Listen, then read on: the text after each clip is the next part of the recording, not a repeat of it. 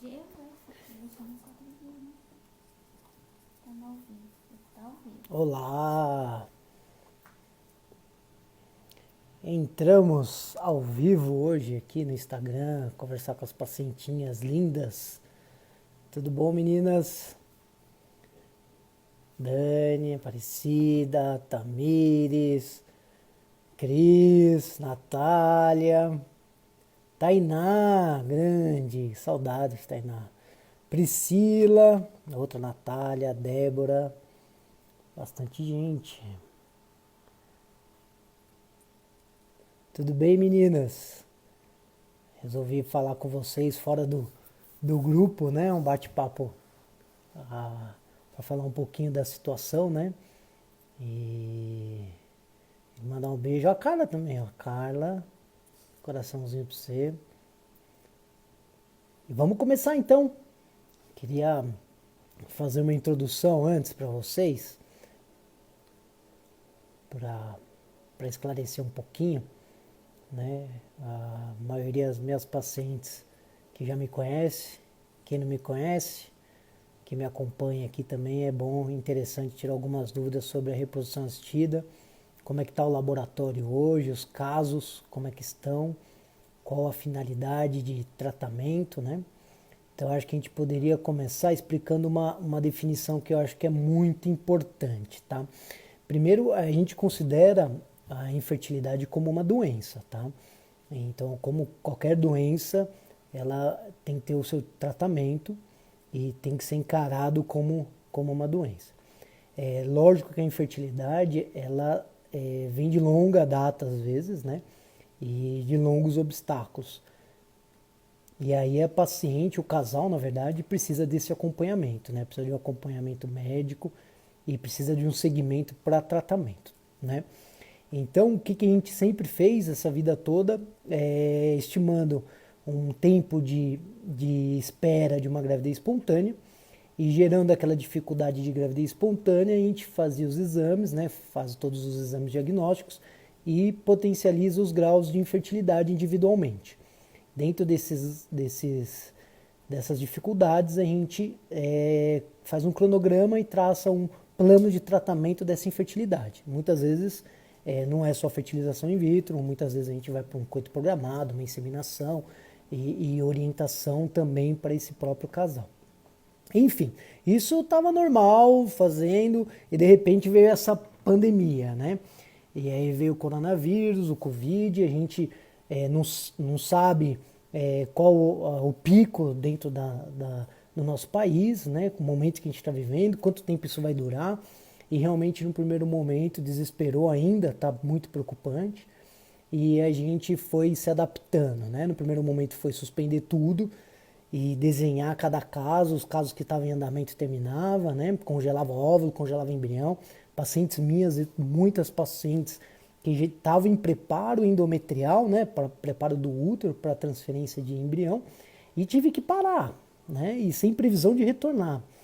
É desesperador, porque envolve um lado emocional muito grande dessas pacientes, elas precisam ter esse suporte, e a finalidade nossa também foi tentar se adaptar.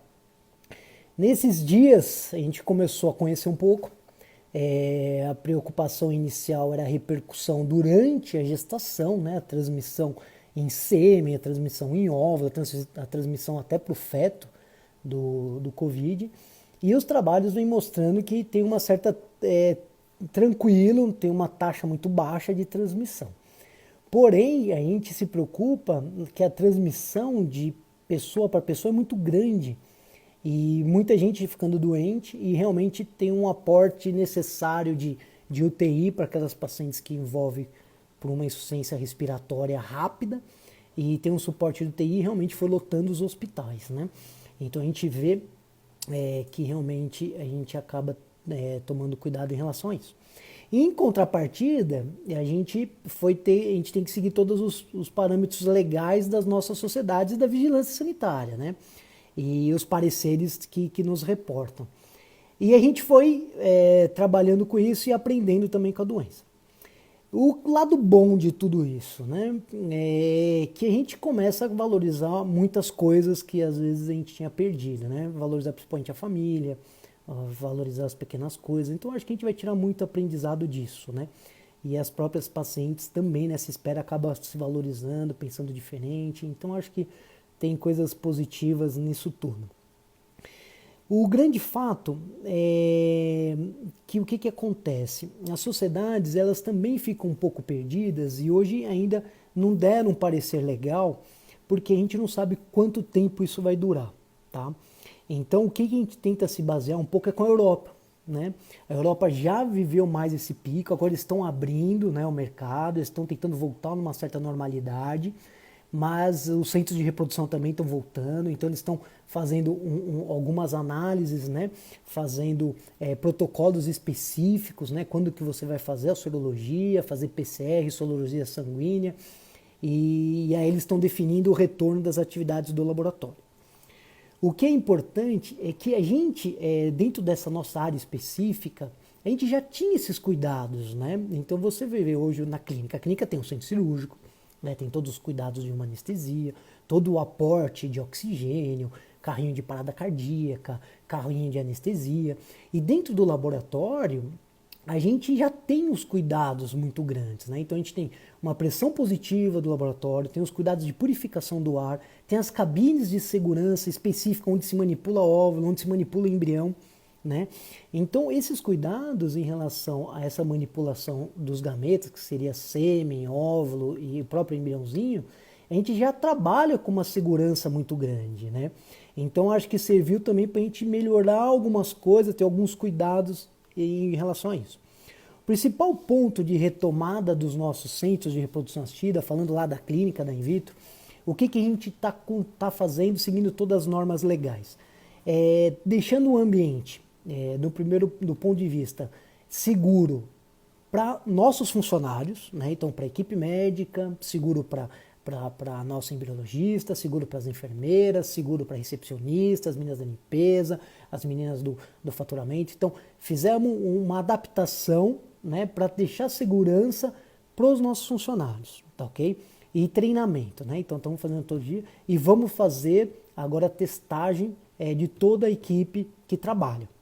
Esse é um ponto já principal e muito importante. Segundo ponto importante é o cuidado com as minhas pacientes, cuidado com a paciente. Então a paciente quando procura a clínica hoje tem uma orientação, ela vai ter que preencher um questionário prévio no agendamento de consulta e aquelas pacientes que têm alguma sintomatologia, a gente dá preferência para consulta online, a telemedicina, tá? Então eu analiso, atendo essa paciente via online e aí se tiver necessidade lá na frente a gente vê presencial. As pacientes que não têm sintomas nenhum vão para a clínica. O intervalo de uma consulta para outra ficou mais alargado, tá? A gente pede para chegar no horário, no máximo 15 minutos antes, tá? Então, por exemplo, se a consulta marcada para as 11 da manhã, você chega às 11, não precisa chegar às 10h20, né? Porque o que a gente quer deixar um fluxo que não acumule na clínica, principalmente na recepção. Separamos as cadeiras por 1,5 m, 2 metros entre cada uma, para o pessoal sentar, e orientamos a obrigatoriedade da máscara. Tá? As pacientes que não tiverem a máscara, quando chegar, a gente vai oferecer máscaras descartáveis para elas também. E chega, primeiro momento, limpa com álcool gel e todas as meninas estão já treinadas para fazer a limpeza de bancada, telefone, computador, sempre quando tem um contato com a paciente. Esterilização dos banheiros após a saída do paciente, e cada paciente que sai da minha sala, a moça da limpeza vai e faz a esterilização por completo daquele local. E aí segue uma outra paciente e assim a gente vai tentando preservar a vida, tá bom? Agora, o mais importante é assim, toda a sociedade e o pessoal vem discutindo que a gente tem que saber pôr a realidade em cada região demográfica, né? Em cada cidade, em cada estado e tal. Então, a gente analisando, a gente vê o contexto, por exemplo, São Paulo, né? São Paulo, então, onde está o epicentro da doença, São Paulo, Rio de Janeiro, Manaus. Mas a gente, a 80 km de São Paulo, aqui em Mogi, a gente está numa cidade, né, menor, a gente tem mais de 150 casos, tivemos 20 e pouquinhos óbitos, mas você vê que a gente tem uma referência, que a gente está seguindo o padrão do prefeito e está tendo uma normatização legal. Só que o que acontece? A gente tem que saber a referência, principalmente hospitalar, né? E aqui na cidade tem uma coisa boa. A gente, apesar de ter uma única maternidade aqui em Mogi, essa maternidade não tem nenhum caso. Tem uma UTI da mulher e não tem nenhum caso na UTI internada. Então, realmente, a gente tem que se adaptar na região demográfica que a gente está usando. Então, o que a gente leva em conta com o embasamento também das próprias autoridades, né? Clínica adaptada, seguindo todas as normas de condutas. Pacientes orientadas e equipamento hospitalar adequado, tudo, a gente pode dar seguimento a alguns tratamentos. Por que alguns tratamentos? E deixando claro o seguinte, o que seriam alguns tratamentos? Os tratamentos que comprovadamente o tempo pode ser contra aquele casal, principalmente contra aquela mulher. Então, as pacientes de baixa resposta, tá? A gente tem uma tabela de classificação de pacientes de baixa resposta, mas teoricamente as pacientes acima de 38 anos, as pacientes que têm uma contagem de folículos antrais menores que 5, as pacientes que têm as reservas ovarianas mediante os exames laboratoriais, principalmente o hormônio antimileriano baixo, abaixo de 1,2, essas pacientes elas não têm tempo. Então, a gente, como a infertilidade é uma doença, ela não tem tempo, então a gente tem que ver. O protocolo na clínica estabelecido é uma monitorização adequada dessa paciente através dos sintomas e vão fazer sorologia obrigatória para todo mundo. O paciente positivou, teve alguma suspeita clínica, contato com alguém que tenha o coronavírus, imediatamente tem que ser cancelado o tratamento, tá? E aquela paciente que não tem contato, e a gente vai acabando uma monitorização adequada dessa paciente, vendo que realmente ela está de quarentena e não tem sintoma clínico, dependendo da profissão dela, está em home office, e a chance de contágio é menor, a gente acompanha de perto e a gente dá sequência no tratamento, tá bom? É muito difícil analisar porque tem que ser muito individual, porque não dá pra gente pôr no bolo todo mundo. E aquelas pacientes, lógico, pacientes mais novas, pacientes com uma boa reserva, não tem fatores masculinos, às vezes uma vasectomia ou uma laqueadura, e que realmente a gente tem um prazo aí de 6 meses de espera, essa paciente a gente não vai dar continuidade. Então a sociedade deixa bem claro, a doutora Nilka, que é presidente da SBRH, para ter o bom senso, né? O bom senso é individual e o bom senso depende de serviço para serviço. Então, o meu ponto de vista é melhorar esse suporte da clínica, melhorar o acompanhamento de todas as pacientes e dar sequência para o tratamento dessas pacientes, tá? Vou dar um exemplo, por exemplo, uma paciente de baixa resposta, que realmente teve 2 óvulos, conseguimos 2 embriões, essa paciente tem que ser discutido também a transferência embrionária agora. Então vamos fazer a sorologia, vamos acompanhar, vamos ver o aporte de acompanhamento que a gente vai fazer, deixar ela orientada, ela vai ter que assinar um termo de responsabilidade legal, né? E por que não transferir nessa paciente? Agora, assim, outras pacientes têm 12 embriões e a gente tem 6 chances aí de transferir 2 embriões, né? Fazer o preparo. Essa paciente eu tenho tempo e eu consigo esperar um pouquinho mais e orientar ela do ponto de vista psicológico, dar um suporte psicológico, informações, e quando tudo isso passar ou ficar ameno, a gente faz. Agora, por exemplo, uma paciente que depende da função, uma paciente enfermeira, técnica de enfermagem, a paciente é médica, ela trabalha hoje num lugar altamente potencial de contaminação, né, de pegar o vírus. Então essa paciente não dá para continuar o tratamento, essa paciente tem que voltar a trabalhar, essa paciente está trabalhando, é um serviço de saúde, né, é hoje dentro da obrigatoriedade, então essa paciente ela realmente vai ter que dar uma pausa no tratamento e a gente vai ter que acompanhar depois, né. Então eu acho que interessante é isso. Em relação ao tempo de espera, a obrigatoriedade de alguns tratamentos. Hoje atendi agora à tarde uma paciente de 41 anos, já fez fertilização em outra clínica, não teve nenhum embrião. Hoje a gente fez a contagem de folículo antral para ela, 5 contagens de folículo antral, está na capacidade de produzir 5 ovos. Essa paciente vai começar. Faz a sorologia, preenche o questionário, não tem nenhum fator de risco, ela começa e a gente segue para ver se vai transferir congelamento de embrião ou transferência, mas vai ter que ter com cuidado, tá? Se durante o tratamento ter algum sintoma, ou através do questionário, pela própria sociedade já preenche um questionário, e nesse questionário vê algum fator de risco, por exemplo, o meu marido está afastou ontem porque está com suspeita, é um fator de risco, automaticamente é cancelado o tratamento, tá? Então é muito, muito, muito importante isso. Vamos tentar responder algumas perguntinhas. Como eu vou saber da minha reserva ovariana? Reserva ovariana, boa pergunta. O que é reserva ovariana, né? É a capacidade ovulatória daquela mulher, né? Então, quando a gente fala em reserva ovariana, a gente tenta analisar a capacidade de produzir óvulos. A gente faz em três bases importantes. Primeiro, através do exame de sangue, tá? Ou um FSH basal ou um hormônio antimileriano, é um exame de sangue, tá? Então, você dosa o hormônio através da corrente sanguínea e vem um exame laboratorial. Segunda forma importante é o ultrassom. O ultrassom a gente consegue ver os ovários e a gente vê aquelas bolinhas bem pequenininhas no ovário, né? Então, durante o período menstrual, de preferência do primeiro ao terceiro dia da menstruação, e você faz a contagem dessas bolinhas, porque são essas bolinhas que vão produzir os folículos, como se fosse uma casinha do óvulo, e aí a gente consegue estimar mais ou menos quantos óvulos você tem capacidade de produzir, tá bom? Os embriões escolhidos antes dessa pandemia, a possibilidade de transmissão da Covid, isso é importante. Porque o que a gente fez na clínica? Quando a gente congela embrião, a vitrificação dos embriões, ela vai numa palheta e fica dentro do container com nitrogênio. A gente comprou um container próprio só para os casos de pandemia. Então a gente não está misturando material biológico do mesmo container, tá? Então as pacientes que congelaram antes estão no container específico, a gente tem bastante container na clínica, e tem um container próprio para os pacientes durante a pandemia. Então não tem mistura, nada disso desse sentido. No caso de endometriose, a transferência deve ser feita logo ou podemos esperar. Tem que ser analisado. A endometriose é uma doença crônica que, dependendo do estadiamento dela e dependendo de onde pegar essa endometriose, principalmente em ovário, hoje teve uma palestra importante de um colega italiano, e eles colocaram lá na Itália, né, onde já tem um pico da pandemia, que as pacientes com endometriose grave, principalmente ovariana, eles estão induzindo, porque essa paciente é como fator de risco para entrar numa menopausa, por exemplo, né? Então ele tem que ser analisado. A endometriose é uma doença perigosa mesmo. E às vezes dá para esperar, às vezes não. Ovodoação. A ovodoação, as doações elas têm um caráter um pouquinho especial dentro desse contexto, né? Então, quando a paciente ela já está com diagnóstico de falência ovariana e já entrar no critério de tratamento com óvulo doado, então ela já vai receber um óvulo doado, mesmo que já fez o embrião ou não, tecnicamente ela não tem tanta urgência de começar agora, né? Ela pode esperar mais uma coisa.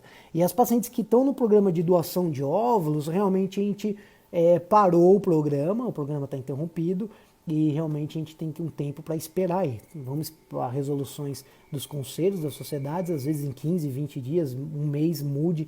A gente acredita aí que daqui 2 meses, se Deus quiser, já pode dar continuidade, tá? Os profissionais de saúde que estão trabalhando não vão poder fazer transferência mesmo que tenham uma idade avançada. Não. É um fator de risco dentro do questionário básico da sociedade, que tem algumas perguntas, acho que são 10, 12 perguntas. Se alguma delas der sim, então uma delas é o trabalho que a pessoa ocupa. Então os profissionais de saúde, não. Eles não têm como hoje dar continuidade, realmente, tá?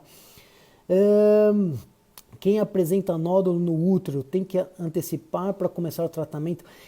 Geralmente quando a gente fala nódulo, talvez você queira sugerir mioma. É importante analisar, porque falando em mioma, o que interfere mais é a localização dele, o tamanho, e a gente analisa se dá para fazer algum tratamento clínico antes, né? Pega essa parte da pandemia. Tem algumas pacientes que realmente tem que passar por uma cirurgia e retirar eles antes para depois fazer a transferência. Ou às vezes eles não estão atrapalhando, são pequenos, não pega na camadinha de dentro do útero e a gente pode transferir sem problema nenhum, tá? A Ju, beijo. Deixa salvo, vamos pôr salvo, vamos deixar no YouTube, tá? Tamires, teve contato com o vírus? Qual o período para retornar esse tratamento? Boa pergunta, Tamires.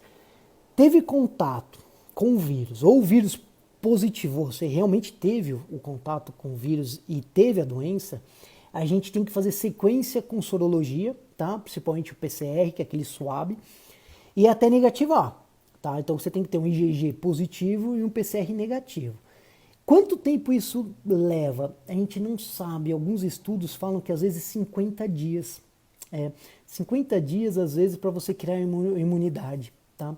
Então realmente a gente vai ter que ter calma. Essas pacientes que têm a suspeita clínica e já têm o teste confirmado, a gente vai ter que esperar pelo menos 50, 60 dias para fazer a conversão sorológica e realmente dar continuidade ao tratamento, tá bom? Com relação aos fatores citados, baixa reserva ovariana, idade, mileriano, encaixar. Tem uma perguntar antes. Qual pergunta, Bárbara? Fala pra mim. Da Miriam. Junho completa 6 meses de tratamento com a Lorene. Vai ser estendido? Então, depende muito, porque assim, quando a gente faz o tratamento clínico, principalmente de fatores endometriais, né, endometrióticos, a gente tem que analisar cada caso, tá? Tem um casal de paciente homoafetivas que a gente decidiu começar porque ela tem uma endometriose grave, uma baixa reserva, a gente já fez 2 ciclos de acúmulo de óvulos, ela teve 3 óvulos, 1 óvulo, e ela tem uma endometriose que foi operada antes da pandemia. A gente bloqueou, ela está bloqueada, essa paciente ela tem que continuar o tratamento, porque ela fez tudo previamente, agora está no melhor momento para dar sequência e aconteceu tudo isso. Então tem que ser analisado cada situação por si só.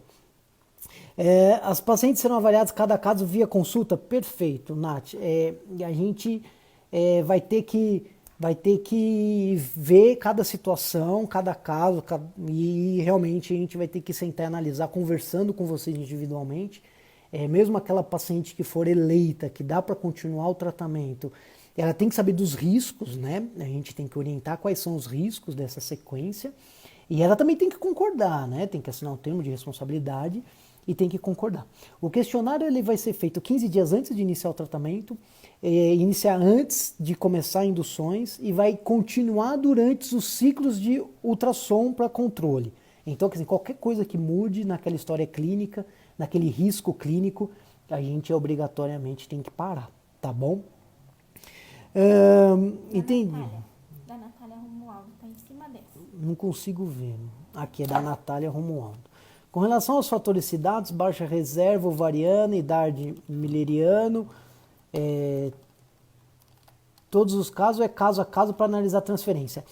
Não, é caso a caso, tá? Eu acho que depende muito da história clínica dessa paciente, depende muito do que a gente está analisando de espera, né? Se aquela paciente tem tempo de espera ou não. Mas são casos que tem que ser analisados. Então, o paciente realmente com baixa reserva ovariana, idade mileriano baixo, idade alta, e realmente tem que fazer o tratamento, tá? Deixa eu ver aqui, vamos responder mais algumas perguntas. Doutor, mas com relação à idade, 36 anos, mesmo sendo por ovulação, não há uma perda na questão de tempo? Não, na verdade o útero não tem uma perda, né? Só se realmente você tiver uma doença que realmente necessite. Mas a gente sabe que, independente da idade, na hora que a gente já trabalha com óvulo doado, a gente tem uma taxa de gravidez maior e esse útero me dá um tempo de ganho tranquilamente para a gente fazer o tratamento com mais calma quando tudo isso passar, tá? Então, o óvulo doado, realmente, o útero tem tempo, tá? Pacientes que trabalham na área administrativa de hospital e não tem contato com pacientes, não pode fazer a transferência? Difícil analisar isso. Eu vou ter que ver cada ponto onde realmente trabalha e qual o contato real que você tem. Se for numa área administrativa separado da unidade hospitalar, e aí sim daria para a gente questionar. Agora, se for uma unidade administrativa dentro de uma unidade hospitalar, você vai ter contato com as pessoas que convivem naquele hospital. Então, realmente... vamos lá, tem algum estudo sobre Covid prejudicar a reserva ovariana? Não temos. A gente não sabe realmente se aquela paciente que teve contato com o vírus, ela vai entrar em falência ovariana prematura por conta disso? Não sabemos. Isso a gente não tem estudo confirmando disso. A gente acredita que não, tá? Adri, nossa enfermeira. Adri, hoje é o dia da enfermagem. Parabéns, viu? Obrigado por tudo. Você é um braço direito, esquerdo, perna direita, perna esquerda. Você é tudo lá na clínica, viu? Parabéns pelo seu dia. Vamos lá. Quem tem poucos embriões congelados, qual o procedimento? Estava bloqueado para minimizar início da endometriose. Exatamente isso, Dani. Tem casos de endometriose realmente que tem uma urgência, dependendo do estadiamento, de dar sequência, tá? Tem outros que não. A gente mantém o bloqueio, espera tudo isso passar e transfere os embriões. É bom a gente atentar com tudo isso.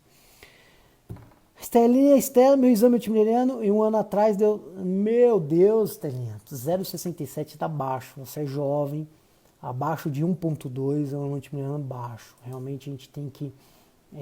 passa em consulta comigo, tá?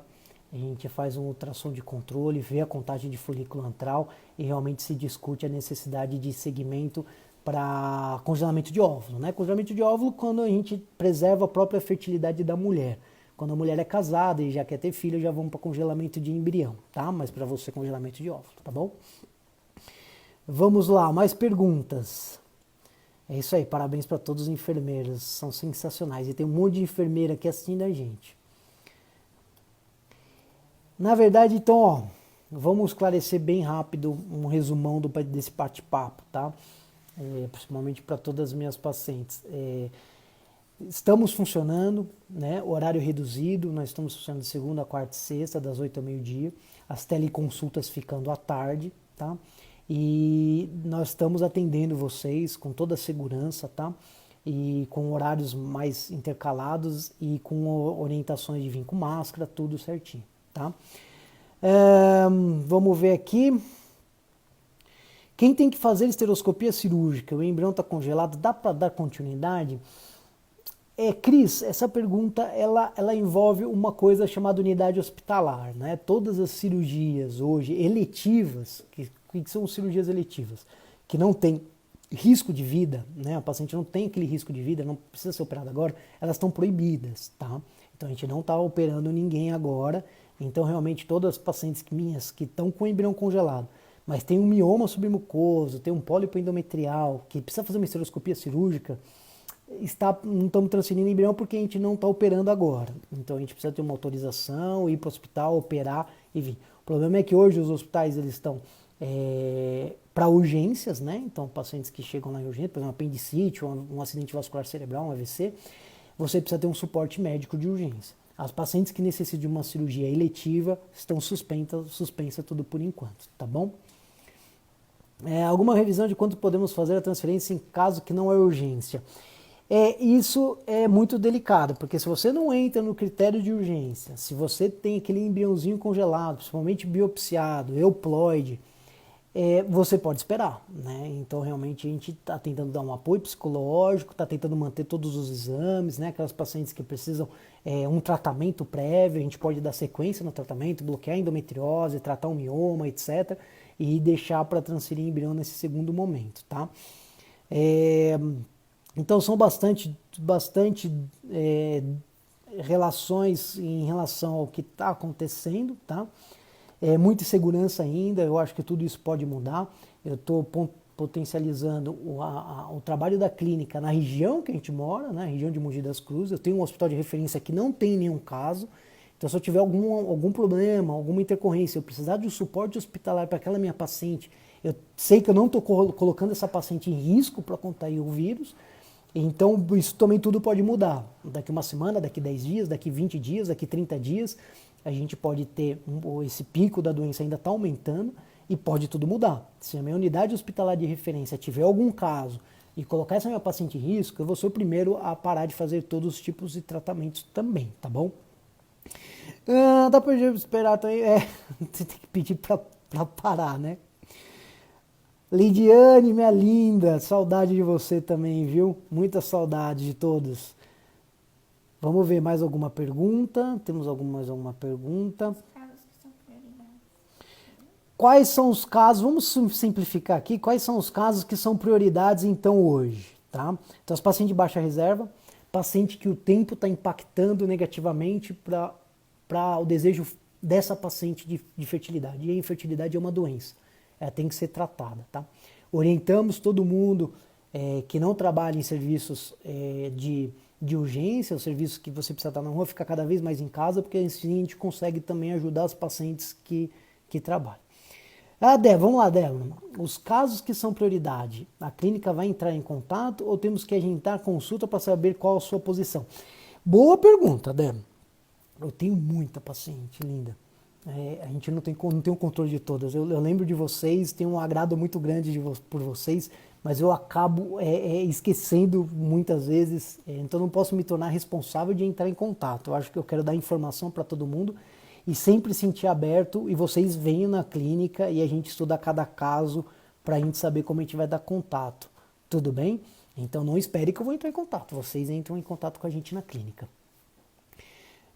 Passando o tempo, já deu meia horinha, passou muito, meia hora já fica cansativo, né, pessoal?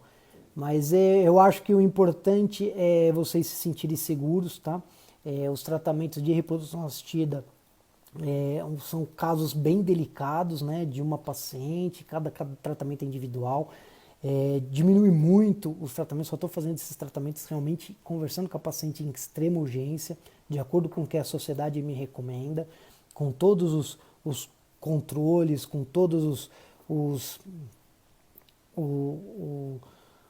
cuidados necessários. Vocês, preciso de vocês, tá? Então ir de máscara, usar o álcool gel que a gente disponibiliza já na recepção, antes de entrar em contato, né? Então a gente precisa, todo mundo precisa tá se adequando, tá? E estamos sempre juntos, como eu falo para vocês, a infertilidade envolve N motivos e N tempos de espera, e na hora que a gente mais precisa acontecer uma situação inusitada no mundo todo, né? E a gente está aprendendo com isso e temos que tirar as medidas positivas para que isso também, quando passar, a gente evolua até como ser humano mesmo, né? Então, meninas, foi muito bom conversar com vocês, tá? Tem um grupo, as meninas sabem, tem um grupo de tentantes minhas e elas estavam em peso aqui, espero ter ajudado. Quem tiver mais dúvida, manda para mim. Eu quero, talvez, a semana que vem também entrar ao vivo aí, talvez toda terça-feira a gente fazer esse bate-papo, que seria legal, tá bom? E aí a gente vai se falando, porque não dá para responder todo mundo, né? Mas foi o que eu falo para vocês sempre se sentirem acolhidas, tá? Então eu vou me despedindo de vocês, me despedindo com um carinho muito grande, saudade de muitas de vocês, né? A Lidiane levava bolo para mim toda semana e parou de levar bolo, então a gente sente saudade desse aconchego também, esse carinho também de retribuição de vocês, tá? Fiquem com Deus e a gente tá no grupo juntos, tá bom? E a semana que vem a gente volta para bater esse papo, tá? Tchau, beijos, até!